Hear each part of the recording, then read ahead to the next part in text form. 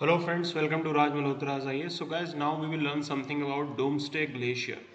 So पहले तो आपको इस ग्लेशियर के साइज के बारे में पता होना चाहिए. This glacier is called Thwaites Glacier and it is 120 kilometre wide और ये बहुत ही चौड़ा और बड़ा एक ग्लेशियर है विच इज इन अंटार्कटिका. अब आपको एक बात जाननी है कि this is a cause of concern, that's why इसे डूम्सडे ग्लेशियर भी कहा जाता है because it can speed up the global sea level. अगर ये ग्लेशियर मेल्ट हो गया तो ग्लोबल सी लेवल जो है वो काफ़ी बढ़ जाएगा. सिर्फ एक इस बड़े ग्लेशियर में इतना बड़ा पोटेंशियल है. और जो प्रेजेंट जो फाइंडिंग्स हैं, जैसे स्वीडन यूनिवर्सिटी जो है उनकी ये फाइंडिंग है that the rate of melting is really fast. तो ये थ्वेट्स जो ग्लेशियर है इसका जो रेट ऑफ मेल्टिंग है वो काफ़ी बढ़ गया है और यहाँ पे वार्म वाटर अगर इसके अंदर और सप्लाई होता है तो ये और इंक्रीज हो जाएगा. So whatever we were expecting कि इसका जो पेस था फ्लोट करने का या मेल्ट करने का, उससे काफ़ी ज़्यादा स्पीड से जो है ये मेल्ट कर रहा है.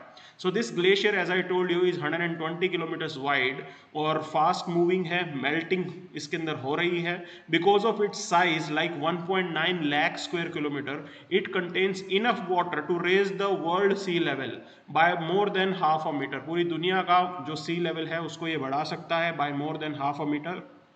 दैट्स वाई इसको डूम्सडे ग्लेशियर का नाम दिया गया है.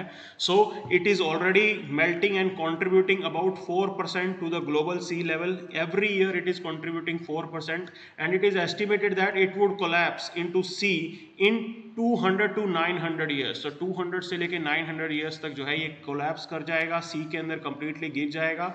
And then you can see कि यहाँ पे सुनामी जैसी चीज़ें भी हो सकती है. And it is important for Antarctica also as it slows the ice behind it from freeing flowing into the ocean. और क्योंकि ये अपने पीछे की आइस को पानी में जाने से रोकता है इसलिए अंटार्कटिका के लिए भी इंपॉर्टेंट है.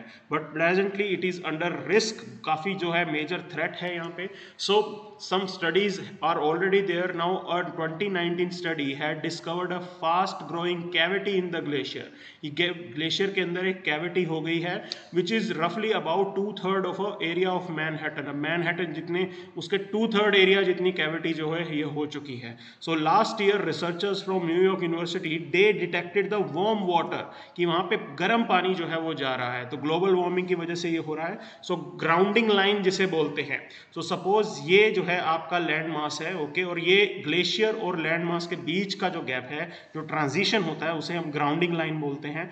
और ऐसा भी हो सकता है कि ये जो है लैंड मास से बिल्कुल हट जाए और लैंड मास जो है एक्सपोज हो जाए. मतलब लैंड मास के ऊपर जो ग्लेशियर की पूरी लेयर है वो हट जाएगी यहाँ पे और पूरी की पूरी लेयर वो जाके सी के अंदर, ओशियन के अंदर जाके गिर जाएगी. सो ये एक प्रॉब्लमेटिक चीज़ है. अगर ऐसा होता है तो बहुत बड़ा लार्ज मास जो है आइस का वो सी के अंदर जाएगा और वो मेल्ट होगा. So when glacier melts and lose weight they float off the land where they use to be situated. तो जैसे एक ग्लेशियर आपका मेल्ट होता है तो वो फिसल के नीचे भी आ जाता है. तो that exposes more of a glaciers underside to sea water. अब वो पूरा का पूरा जो ग्लेशियर की अंडर साइड है वो सी वाटर से एक्सपोज हो जाएगी क्योंकि वो लैंड से फिसल के नीचे आ जाएगा.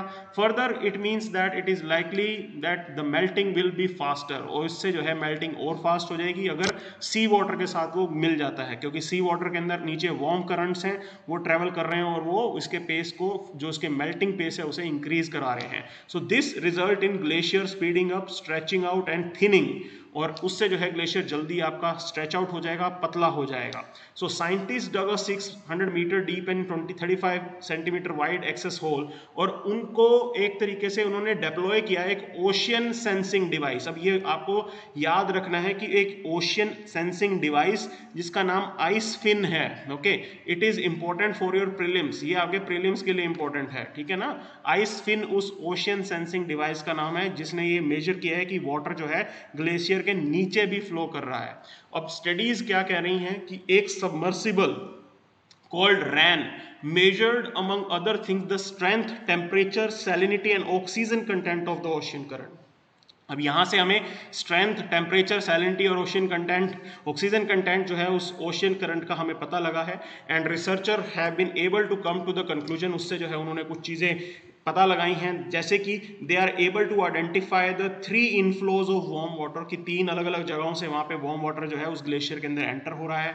And there is a deep connection to the east through which deep water flows from Pine Island Bay, तो वहां से पाइन आइलैंड बे से जो है वहां पे नीचे जो है पानी जा रहा है। So study also looked at a heat transport in one of 3 channels which brings warm water. So एक चैनल से जो है एक जो बहाव है वहां से वार्म वाटर ग्लेशियर की तरफ आ रहा है नॉर्थ के अंदर। So all these things are important, ये हमारे लिए इतने इंपॉर्टेंट है क्योंकि इससे आप पूरा का पूरा जो पाथ है उसका आइडिया लगा सकते हो कि आइस शेल्फ कैविटी कैसे बन रही है। ओके, मतलब वो जो गोला बन रहा है, मतलब वो जो होल बन रहा है उस ग्लेशियर के अंदर, वो किस तरीके से बन रहा है। So why there is cause of worry, क्योंकि जो वार्म वाटर है वो बहुत अलग अलग जगहों से इस ग्लेशियर के पास जा रहा है, that's why it is melting, और इससे जो है इसकी मेल्टिंग और फास्ट हो रही है। And this has the potential to make things worse, तो ऑलरेडी जो है ये काफ़ी फास्ट तरीके से घट रहा था, अब वो और जल्दी बढ़ जाएगा। So there is some good news. Good news क्या है? गुड न्यूज़ ये है कि we have been able to collect data, हमारे पास एक डाटा है और टेक्नोलॉजी की हेल्प से हम जो है इस ग्लेशियर की मेल्टिंग को थोड़ा शायद रोक पाएंगे। Because if you have the data, definitely उसके बाद जो है आप पॉजिटिवली कोई स्टेप ले सकते हो, कोई डिसीजन ले सकते हो। So this is the positive development that we have the data and we might be able to do something regarding it. That's it. Thank you very much.